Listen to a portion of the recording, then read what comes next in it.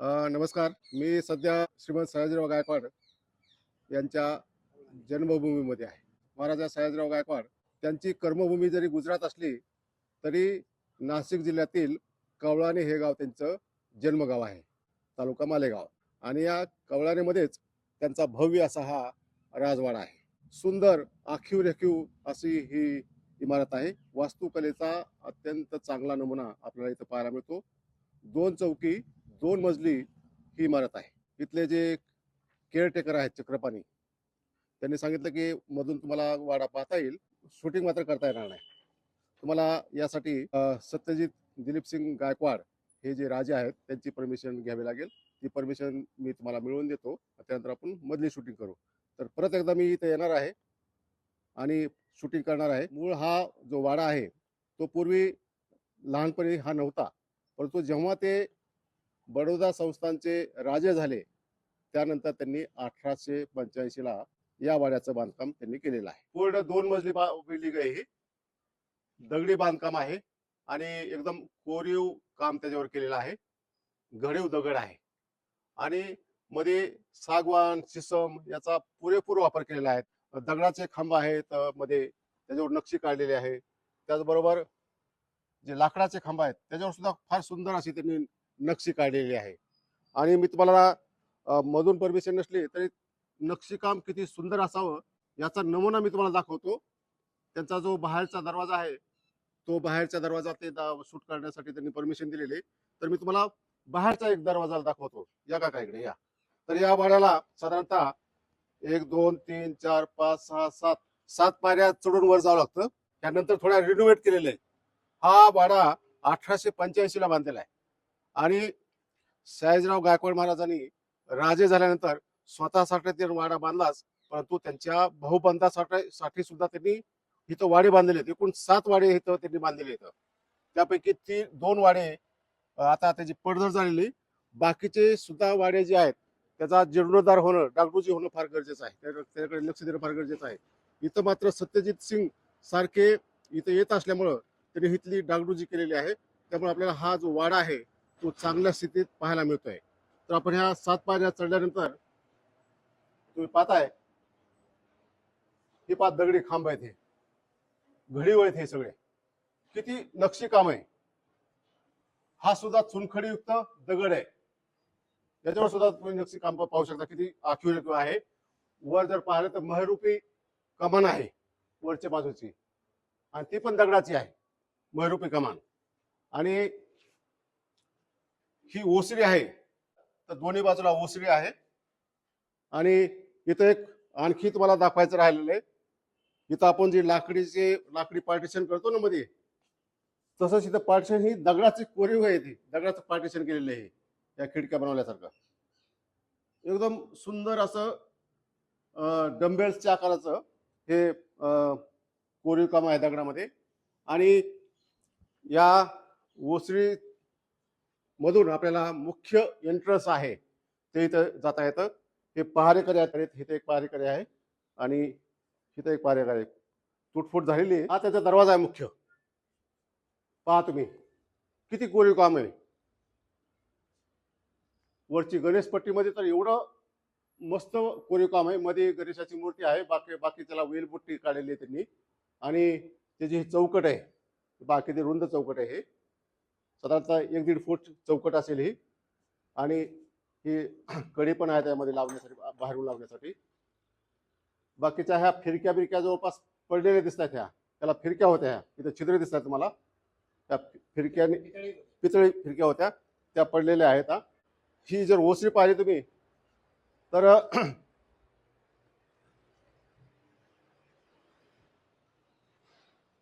पूर्ण पाय. इथं पूर्वी खिडकी असावी. या खिडकीमधून बाहेर पाहता येत होतं तुम्हाला. आणि इथले जे महिरूपी कमान आहे पहा तुम्ही किती किती सुंदर म्हणजे डिझाईन आहे त्याची. दगडामध्ये कोरीव काम आहे ते. आणि ही आघाराची खिडकी आहे. आता इथं 2 चौक आहेत. पहिल्या चौकामध्ये पुरुषाचा वावर असायचा तिथून सगळा राज्यकारभार चालणे, दिवाण बसत असतील त्यांचे.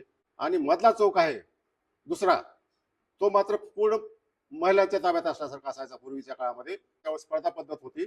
तिथं महिलाचं स्वयंपाकगृह असेल, तिथं उठणं बसणं असेल, कुठल्या सण समारंभ साजरे करणं असेल, या सर्व गोष्टी तिथं चालायच्या. या वाड्यामध्ये मी काय काय पाहिलंय याची मी थोडक्यामध्ये माहिती देतो तुम्हाला. या वाड्यामध्ये तळघर सुद्धा आहे. त्याचबरोबर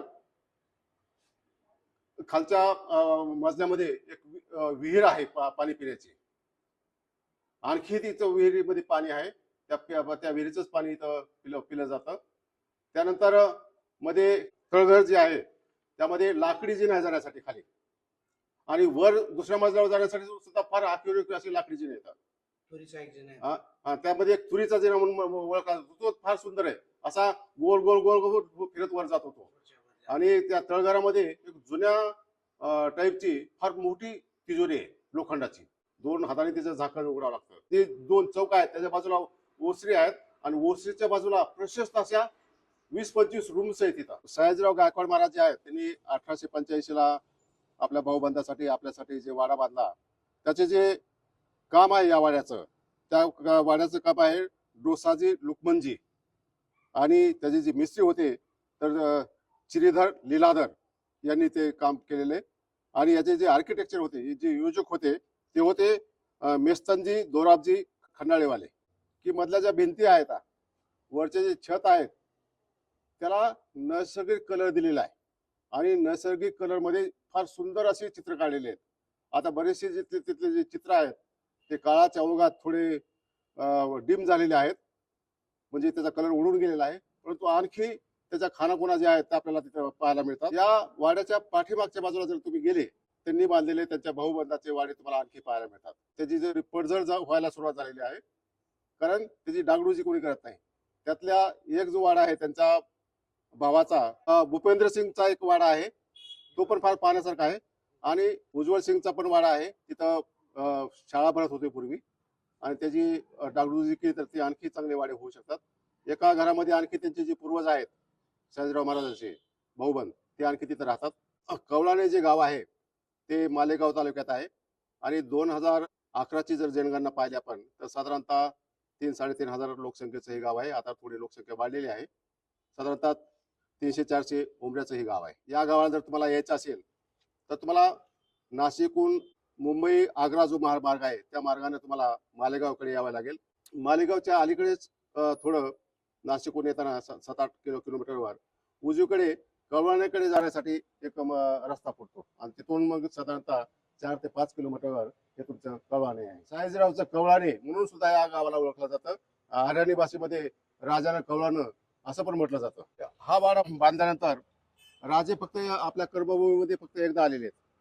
1926 मध्ये त्यांनी म्हणजे वयाच्या 51व्या वर्षी त्यांनी या आपल्या कर्मभूमीला भेट दिल्याचं इतिहासामध्ये नोंद आहे. या वाड्याच्या पाठीमाग ज्या 2 बिल्डिंग दिसत आहेत, आता समोरची स्पष्ट दिसते, ती सयाजीराव गायकवाड महाराजांनी बांधून दिलेली आहे. उज्ज्वल सिंग गायकवाड यांच्या नावानं हा वाडा आहे. तिथं एक जण राहत आहेत, परंतु आज ते बाहेरगावी गेले असल्यामुळं आपल्याला तो वाडा बघता आला नाही, नाहीतर मधून हा वाडा पाहता आला असता. उज्ज्वल सिंग गायकवाड महाराजाचा वाडा आहे. इथं पूर्वी वरच्या मजल्यामध्ये मराठीची शाळा होती, आता ती बंद आहे. हा एक त्या वाड्याचाच भाग दिसतोय, पण बंद आहे तो पण.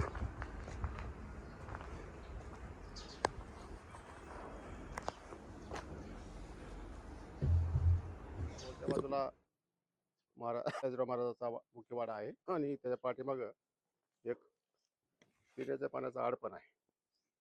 त्याला कठड चौबाजूने बांधून घेतलेला आहे. पाणी दिसतंय, वरूनच दिसतंय. आणि त्या पाठीमाग त्यांनी भाऊबंदासाठी बांधलेले हे वाडे आहेत. हा उज्ज्वल सिंग यांचा वाडा आहे. तिथे कोणतरी आता चंद्रात्री म्हणून राहत आहे तिथं. की त्याचा मुख्य दरवाजा पहा किती मस्त आहे. त्याची कडी आहे, वर गणेशपट्टी आहे, एकदम ही त्याची ओसरी आहे. आणि वर तुम्ही पाहू शकता ही सागवानाचं माळवद आहे.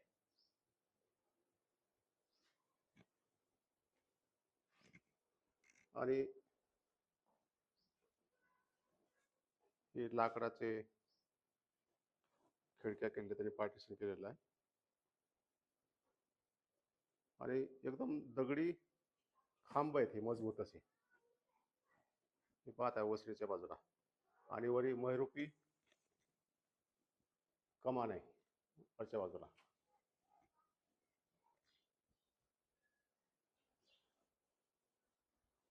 आता याच्या बाजूलाच दुसरा एक वाडा आहे. भूपेंद्र सिंग याच्या बाजूलाच वाडा आहे, परंतु त्याच्यामध्ये कोणी राहत नाही, त्यामुळं त्याची पडझड झालेली आहे. पाहताय तुम्ही त्याच्या दोन्ही वाड्यामधलं गेट आहे. दोन वाड्याचं सेपरेशन केलेलं आहे या गेटने. दोन वाडे सेपरेट आहेत. मध्ये तुम्ही पाहताय या स्पेस मध्ये लाकडी जिना होता. तर दोन्ही वाड्यामध्ये जाण्यासाठी लाकडी जिना होता, पण त्या मधल्या फळ्या पडलेल्या आहेत त्याच्या. आणि हा भूपेंद्र सिंग यांचा वाडा आहे. इथं मात्र कोणी राहत नाही.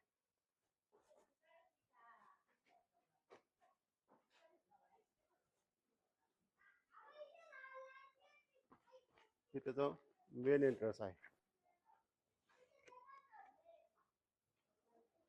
वरच्या बाजूने सुद्धा मी शूटिंग केलेली आहे, ते तुम्हाला मी स्क्रीनवर दाखवतो.